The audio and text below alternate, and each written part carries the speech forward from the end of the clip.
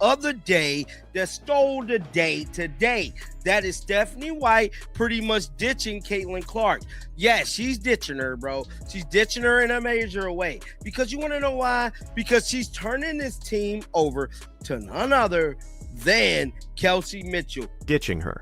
That is the word he just used about a head coach and the most famous basketball player on the planet.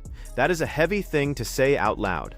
And there is one detail sitting right in the middle of this story that he never mentions. A detail that changes how you hear every single second of it. Hold that thought, because we are coming back to it.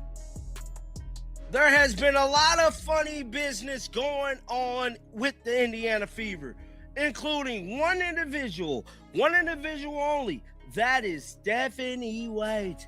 Now, yesterday they played the Las Vegas Aces. There were several things that stuck out in this. So here is what actually happened, on the record.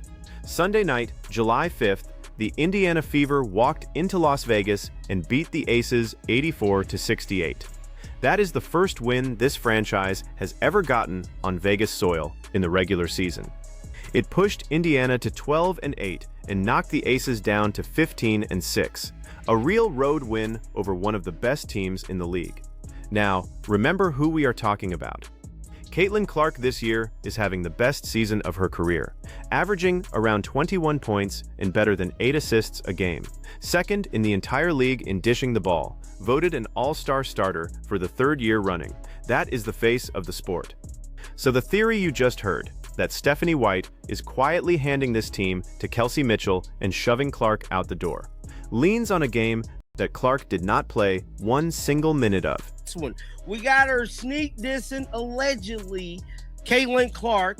We got her talking to Becky Hammond. Hey Becky, right on for having us staff at that press conference. Yeah, because that's probably what she said. Because we all know they ride together, they die together, they bad girls for life in this thing. That is Clark on the sideline, in street clothes, having a word with the Aces head coach Becky Hammond and with her own staff. And the host runs wild with it. The sneaky look, the friendly chat, the whole they ride together, they die together bit, like there is some secret handshake happening in plain sight. Here is the boring version. Clark was courtside in a blazer because she was hurt. She sat this one out with a back injury, her third game in a row on the bench, and she has only just gotten back to practice this week. Players and coaches talk before games. Hammond coached in that building for years. There is history there. And for what it is worth, Clark herself has publicly called out the media for chasing a fever drama story she says is flat out false. This narrative is not even new. Earlier this season, people lost their minds when White pulled Clark early in a loss to Portland. So before we build a whole conspiracy out of a courtside conversation, look at what is actually on the screen. A superstar in a suit because her back would not let her lace them up. It's been Kelsey Mitchell the whole step of the way. And I'm telling you right now, if they build this thing around Kelsey Mitchell, it's not going to work. It's just not going to work at all. Now, there is going to be some cap situations going on for next season. Indiana Fever going to have a tough pill to swallow here. Because Now, credit where it is due. This is where he stumbles into something real. He says if they build around Kelsey Mitchell, it will not work. And then he starts talking about cap situations for next season.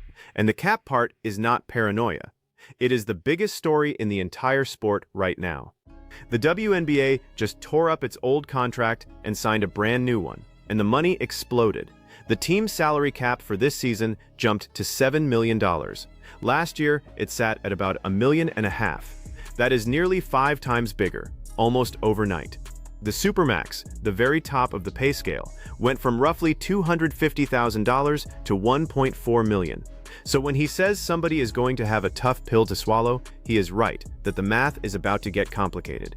He is just pointing the arrow at the wrong player. I believe Caitlin Clark is eligible for the Supermax or a max next year. Now, I still believe Caitlin Clark is going to get the hell out of Indy after this year. That's just my own personal theory. It ain't nobody else's opinion. It ain't fact. I just want to let y'all know that. This is just what I believe. Because here is the pill, and it goes down the other way. He says Clark is eligible for the Supermax next year and that she is going to get the hell out of Indiana. Let us walk through what the paperwork actually says, because it matters. Clark made about $78,000 last season. $78,000 for the most talked about athlete in the country. Under the new deal, her salary this year jumps to around $530,000. Big raise, still a bargain, and still a sliver of the 16+ million she reportedly pulls in from endorsements. But she is not a free agent next year. She does not even hit restricted free agency until after the 2027 season. And when she does, the Fever hold the matching rights. There is a new provision they call EPIC that could push her to a max near $1.3 million in 2027 and a supermax close to $1.7 million the year after that. So this idea that Clark is about to walk out the door, contractually, she is one of the most locked-in players in the league. If anybody in this building is holding the keys, it is the Fever, not Clark. Leave. Now, let's say Caitlin Clark be a good girl for the Fever and be like, you know what, I'll run it back one more year despite how this season go. She running back. What they gonna do with Kelsey Mitchell? The whole person they didn't pretty much sacrifice 2 seasons for to build the offense around. Yeah, I can't pay everybody. Kelsey Mitchell gonna think she's a supermax player. Now, I'm not saying she don't deserve the supermax, but let's see how Kelsey Mitchell play for a team where she's not the primary target or the primary person that the offense is running through. And yet, do not throw the whole take in the trash, because buried in this rant is the one thing Fever fans genuinely should be sweating. It is not this season, it is the ones after it. Watch the dominoes fall. Mitchell already got hers. The Fever made her the top priority in the offseason and cored her, which is basically the franchise tag, and it came with a 1-year supermax at that $1.4 million. Think about that for a second. In her first 8 WNBA seasons combined, Mitchell earned about $1.1 million total. Now she makes more than that in a single year. She is one of only 3 players in the whole league who signed a supermax at 20% of the cap. Then you have Aaliyah Boston, who took a 3-year extension that climbs into 7 figures of its own. So the Fever already have 2 enormous salaries locked in. Now roll it forward to the season Clark's number balloons from a rookie bargain into a max, and then a supermax. 3 giant salaries, one $7 million cap that only creeps up a little each year, and a bench full of role players who also need checks. That is the real squeeze. That is the actual somebody has to go conversation. He felt the tremor. He just misread which way the building is going to lean. Because it's clear as day it is. She down there had 30 yesterday. She's averaging over 20 points. And she's having 3 assists. She ain't passing the ball. She's chunking up shots. I think we all could agree on that. Now, this was Stephanie White at the conclusion of the game last night. Then he gets to the game itself. And this is where I have to fact-check the man in real time. He says Mitchell dropped 30, that she is out there just chucking up shots, 3 assists, not passing the ball. Close, but let us get it right. Mitchell led everybody with 27, not 30.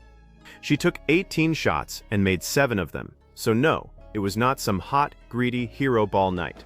What actually carried her scoring was the free throw line. She got there 12 times and knocked down 10. That is not a chucker. That is a guard drawing contact and being efficient about it. And she had plenty of help. Boston went for 18 and 10, her 6th double-double of the year. Lexi Hull chipped in 10. Sophie Cunningham, Boston, and Mitchell each buried 3 from deep. When your best player is out, that is exactly what a healthy offense is supposed to look like. The load gets spread around, not dumped on one person to launch 30 times. Man, now I'm telling you this, bro. This is troubling. This is troubling as an Indiana Fever fan. Now, I know some of y'all might have heard this earlier today, but hell, we got to play it again. We got to play it again like a mug, because I want y'all to listen very good to what she's saying. Let's start it over. Now watch how primed he is to see betrayal here. He calls it troubling, tells you to listen very good, like a coach complimenting her own team after a win is some kind of red flag. But here is the context he leaves out. And it is the context that actually explains why White trusts Mitchell so much. Go back to last season. Clark played only 13 games in 2025, wrecked by quad and groin injuries, and who dragged that shorthanded Fever team on a deep playoff run. Kelsey Mitchell. In that postseason, she averaged better than 22 points a game, and Indiana pushed these very same aces to 5 games in the semifinals, losing only in overtime of the deciding game in Las Vegas. So White leaning on Mitchell when Clark is unavailable is not some new betrayal cooked up this week. She has done it before, out of pure necessity, and it very nearly worked. That is not ditching your star. That is a coach who knows exactly what her second option can do when the first one is in a walking boot. Oh, great job. Great job. We did a lot of great things. I'm sure this has to be a season low, 7 turnovers. Wow. Look at her, I'm sure. And then she immediately looks at the camera. See, I had to go back and watch this to get the full understanding, the context of what she's saying. She immediately looks at the camera. You take care of the ball, you give yourself a chance, right? 13 offensive rebounds. Okay, now the part he calls the smoking gun. This is White right after the game, and he swears she immediately looked into the camera, like she is beaming out some coded message about who this team belongs to now. Watch it again for yourself.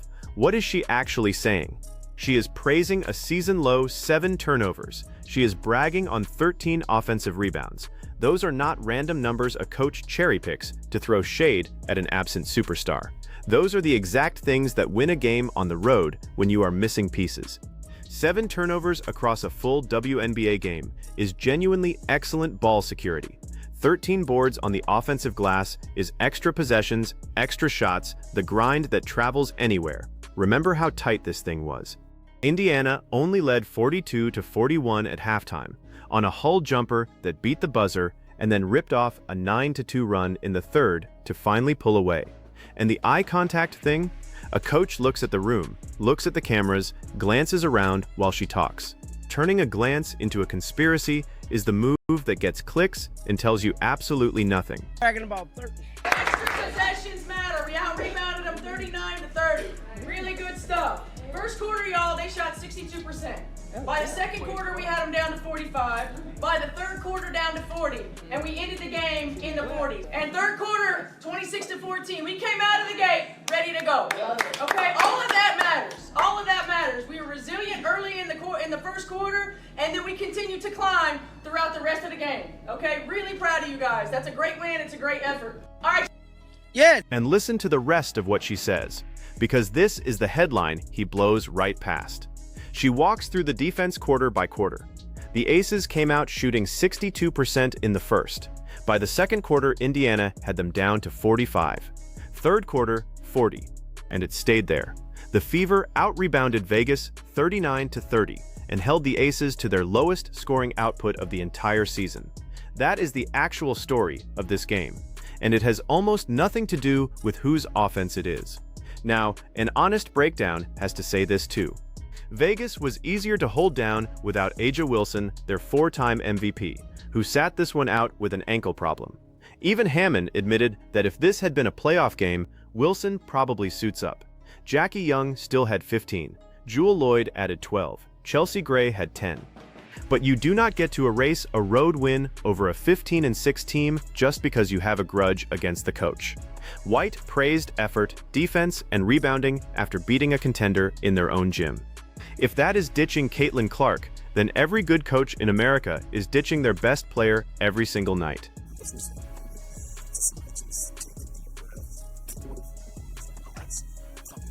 If you guys don't know, last time they played the Las Vegas Aces, Kelsey Mitchell was being carried off the court. Aaliyah Boston fouled out in that game. The ref was just on some fuck stuff, I should say. And it was just an ugly, ugly game for them. He does bring up the history between these two teams, and there is real heat there, no question. The way he tells it, the last time these teams met, it got ugly and physical, with Mitchell getting hammered and helped off the floor. Take that as his memory of the moment, but the bad blood itself is genuine. These are two of the best teams in the league who took each other to the absolute brink last postseason, 5 games, decided in overtime in Vegas. So yeah, there was a little revenge baked into this one. But here is where it all actually lands. The thing worth watching is not a sideline chat or a glance at a lens. It is the calendar and the cap. Clark is due back from that back injury any minute now, with the All-Star game on the 25th in Chicago, where she is a starter. Indiana sits at 12-8, chasing a Vegas team at 15-6. And underneath all of it, That money cliff in the next couple of seasons is coming whether anybody likes it or not. So the real question is not whether Stephanie White is ditching her franchise player. It is whether a coach can win right now with a short-handed roster and still keep this whole core together when the bill finally comes due.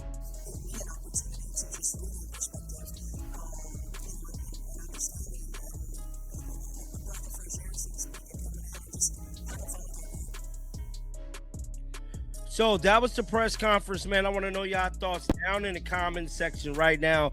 Be sure to make sure you guys keep your bills on. I will be coming back with more content. So you have heard both versions now. One says the coach is quietly shoving the biggest star in the sport out a side door. The other says she is a coach who just won a road game without that star, praised the exact reasons it happened, and is staring down a salary crunch that has nothing to do with loyalty. You watched the same clips I did, so tell me straight, is Stephanie White actually sidelining Caitlin Clark? Or is this a whole lot of noise built on a game Clark was simply too hurt to play in?